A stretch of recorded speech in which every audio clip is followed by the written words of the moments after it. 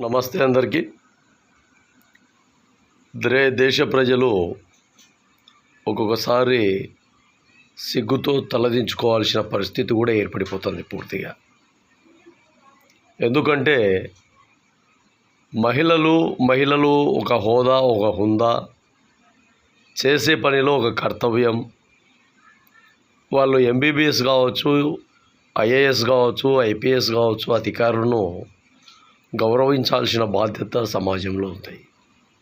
అదేవిధంగా సాధారణమైన స్త్రీలను ఎవరినైనా కానీ గౌరవించాల్సిన బాధ్యత భారతదేశంలోని ఒక సమాజంలో ఎంతో లౌకిక విధానాలతో ఉన్న భారతదేశం ఈరోజు స్త్రీల పట్ల, మహిళల పట్ల చాలా వరకు అసభ్యకరంగా దీనస్థితులతో ముందుకెళ్ళే ప్రమాదం ఏర్పడిపోయి వాళ్ళను లైంగిక విధానాలతో పైశాచికంగా రకరకాలుగా వాళ్ళను ఇబ్బందులు గురి చేసి చివరికి వాళ్ళను చంపేస్తున్నారు.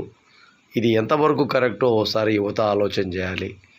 యువత ఆలోచన చేయడమే కాకుండా వ్యక్తులమై పుట్టినాము, మనుషులమై పుట్టిన తర్వాత మనం కూడా ఒక ఆలోచన విధానాలతో బతకాల్సిన అవసరం ఎంతైనా ఉందని కూడా సమాజానికి తెలియజేస్తున్నాం.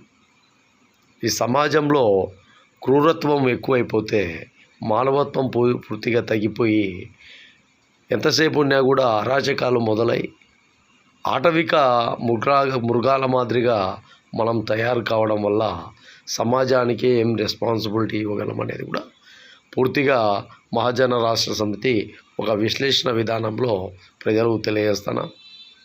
కలకత్తాలో ఒక ఎంబీబీఎస్, ఒక వైద్య విధి విధానంలో ఉండే అమ్మాయి పైన ఈ విధంగా ఇబ్బందులకు గురి చేయడం వల్ల వాళ్ళ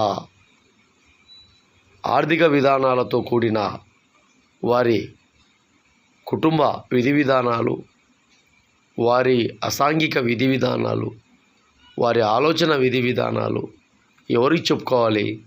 ఈరోజు ఆ రాష్ట్రంలో ఉండే మహిళా సీఎం గారు కూడా ఈ విషయాన్ని చాలా పటిష్టంగా పరిగణనలోకి తీసుకొని ఆమె కూడా ర్యాలీ చేసే పరిస్థితి ఏర్పడిపోయింది.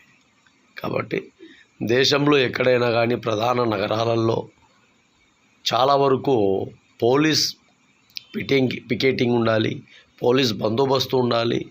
చాలా జాగ్రత్తగా మనం కూడా, మహిళలు కూడా, అక్క చెల్లెళ్ళు కూడా చాలా మంచి ఆలోచన విధానాలతో ఒక బలమైన స్వశక్తి విధానాన్ని, ధైర్య సాహసాలతో కూడిన మనోబలాన్ని చేకూర్చుకునే విధంగా ఉండాలని కూడా మన దేశ ప్రజలందరికీ తెలియజేస్తున్నాం. జై హింద్, జై హింద్.